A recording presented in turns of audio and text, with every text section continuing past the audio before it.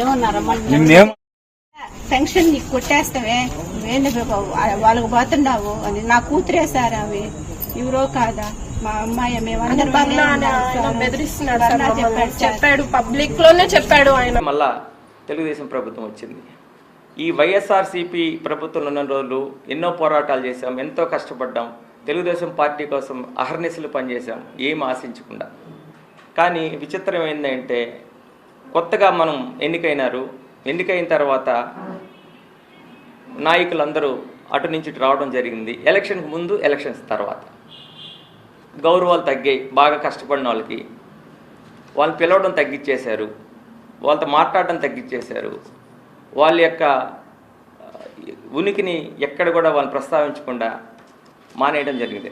తద్వారా మనల్ని ఎవరు కష్టపెట్టకూడదని కూడా మన పని మనం చేసుకుంటూ మనకు పిలుపు రాకపోయిన ఆఫీసుల నుంచి ఎక్కడ వాళ్ళు మనల్ని పిలవకపోయినా మన పని మనం చేసుకుంటూ పోవడం జరిగిందన్న. అయితే ఎందుకు జరిగిందంటే అక్కడ వైసీపీ నుంచి తెలుగుదేశం పార్టీలోకి వచ్చిన కార్పొరేటర్లని వీళ్ళు తీసుకురావడం, వాళ్ళకి అత్యధిక ప్రాధాన్యత ఇవ్వడం తప్పులేదు. ఎందుకంటే పార్టీ విధానాలలో వాళ్ళని తీసుకురావచ్చు, వాళ్ళకి ప్రయారిటీ ఇవ్వచ్చు, తప్పులేదు.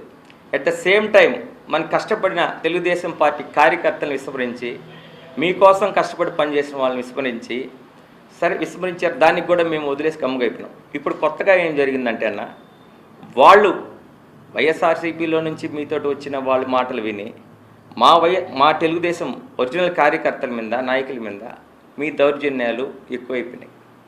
ఇది మీకు కరెక్టా అని అడుగుతున్నానన్న. డైరెక్టర్ శ్రీధరనే అడుగుతున్నా, ఎమ్మెల్యే గారిని అడుగుతున్నాను. ఎందుకంటే మేమందరం మీ కష్టం కోసం పనిచేసిన వాళ్ళం. మేము కానీ, జన సైనికులు కానీ, జనసేన వాళ్ళు కూడా మాతో కలిసి మీ యొక్క గెలుపుకి కారణమైన వ్యక్తులు, ఏం ఆశించకుండా కష్టపడి మీకోసం తిరిగి చేసిన వ్యక్తులన్న. ఈరోజు వాళ్ళ మీద, మా మీద మీరు చేస్తున్నటువంటి ఆకృత్యాలు, దౌర్జన్యాలు ఏమిటి అని అడుగుతున్నా. తప్పు శ్రీధర్ అన్న. ఎందుకంటే మేము ఎప్పటికీ మీ మనుషులమే. ఈరోజు వాళ్ళు వచ్చారు, పోతారు, ఉంటారు లేదో మనకు తెలియదు. కానీ ఎల్లడికాలం మేము మిమ్మల్ని ఎంట పెట్టుకొని ఉన్నాం. మమ్మల్ని వాళ్ళు చెప్పిన మాటలు విని మా మీద దౌర్జన్యాలు రావటం, మా మీద కేసులు పెట్టడం, మా మీద ఇబ్బందులు పెట్టడం, అది చాలా తప్పుగా మేము భావించుకుంటున్నామన్నా. ఇప్పుడు కొత్తగా ఎవరైతే కష్టపడి వాళ్ళు ఇల్లు వేసుకొని కట్టుకొని వాళ్ళు శుద్ధంగా నివాసం వింటూ పిల్లకాయలు పేద పిల్లకాయలు చిన్న పిల్లకాయలను పెట్టుకొని ఇళ్లలో ఉంటే ఆల్ ఆఫ్ సడన్ ఏమీ చెప్పకుండా ఒక ఎంఆర్ఓ, రెవెన్యూ వాళ్ళు, ఇరిగేషన్ వాళ్ళు, పోలీసు వాళ్ళు మొత్తం వాళ్ళ ఇళ్ళ మీద ఒక జేసీబీ తీసుకొచ్చి ఎటువంటి నోటీస్ ఇవ్వకుండా ఓన్లీ ఒక 2 ఇళ్ళని టార్గెట్ చేశారు అన్న. ఓపెన్ చెప్తున్నా, ఆ 2 ఇళ్ళు కూడా ఎవరంటే విపరీతమైన కష్టపడి చేసినటువంటి జన సైనికులు. ఒకటి వాళ్ళందరికీ నేను సహాయం చేశాను. నేను కూడా ఓపెన్గా చెప్పుకున్నా, ఒక 20 అంకణాల స్థలం నేను కూడా పెట్టుకున్నా. నాకే సొంత ఇల్లు లేవు, పడలేదు. అది ఇప్పుడు కాదు, 10 సంవత్సరాల క్రితం. ఇప్పుడు కొత్తగా వచ్చేసి ఈ జేసీబీలు మొత్తం వచ్చి ఏం లేకుండా దాన్ని వెంటనే కూల్చివేయని ఆదేశాలతో వచ్చారు. మేము అడిగాం ఏం జరుగుతుందన్నా అని. ఏం జరుగుతుందంటే మనతో తిరిగిన ప్రజలు జనసేనకుల్లో వెళ్ళిపోతే వీళ్ళకి బాధ. ఏం వాళ్ళు పానించుకోకుండా మీరు పట్టుకోవచ్చు కదా. వాళ్ళు ఎందుకు పానిస్తున్నారు? టీడీపీలో నుంచి వాళ్ళు వెళ్ళిపోయినారు, మీకు కక్ష కట్టిరి, వాళ్ళ మీద బాధ, వాళ్ళ ఇల్లు కూల్చేయాలా? ఏమి ఆ బాధ మీకు అని అడుగుతున్నా. వాళ్ళు మన గెలుపులో సహకరించిన వాళ్ళు కాదా? మనం ఈరోజు అధికారంలో ఉంటే వాళ్ళు మనల్ని సపోర్ట్ చేసిన వాళ్ళు కాదా? ఎంతో నిస్వార్థంగా మనకు పనిచేసిన వాళ్ళు కాదా? వాళ్ళ మన మనుషులు కాదా? ఎందుకు వాళ్ళ మీద వివక్ష? వాళ్ళకి నేను సపోర్ట్ చేశాను, వాళ్ళతో వీళ్ళు వాగ్వితం జరగదు. నేను ఆల్రెడీ పొద్దున్న లేచి శ్రీధరన్న కాడిపోయి, అన్న ఏందన్నా గిరన్న, మనకు వాళ్ళందరూ పని చేసిన వాళ్ళు అయిపోయినాయి, నేను మీ మనిషిని అయిపోయినాయి, నేను తెలుగుదేశం పని నేను ఎక్కడ కూడా కాంప్రమైజ్ కాలా. ఈవెన్ మా వార్డులో మా సొంత అన్న కార్పొరేటర్ వైసీపీ అయితే మీకోసం వాళ్ళని కొట్టా నేను. సొంత అన్న ఈరోజు మాకు మాటలు లేవు. ఎందుకంటే వాళ్ళు వైసీపీ, మేము టీడీపీలో ఉన్నాం. వాళ్ళు విపరీతంగా దౌర్జన్యాలు చేస్తున్నారు, లేఅవుట్లు వేసి అమ్ముకున్నారు, అంతకుముందు నాయకులు వేసుకున్నారు, గొడవ వచ్చింది. మేము తెలుగుదేశం సైడే నిలబడ్డాం, కొట్లాడాం. ఈరోజు కొత్తగా మీరు వాళ్ళందరూ మీ పార్టీలో చేసుకుని వాళ్ళ మాటలని ఈ జనసేన వాళ్ళందరినీ మీరు గెలుపుకొని వాళ్ళందరినీ ఇబ్బంది పెట్టడం ఏంటి అని అడుగుతున్నాను.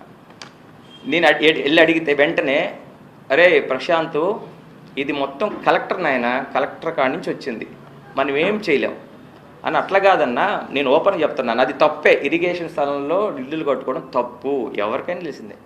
కానీ మీరు ఒక మాట చెప్పి కలెక్టర్ గారికి అదే ఎంక్వైరీలు వేయించుకొని లేకపోతే ఏదో చేసుకొని వాళ్ళకి ఏదో న్యాయం చేయాలి. కానీ వెంటనే వచ్చి కొట్టేయడం ఏందన్న అంటే, కలెక్టర్ గారు చెప్పారయ్యా, కలెక్టర్ గారు చెప్పారు. సరే గిరన్న కాడికి పోతుంది అన్న. ఏందన్నా ఇది?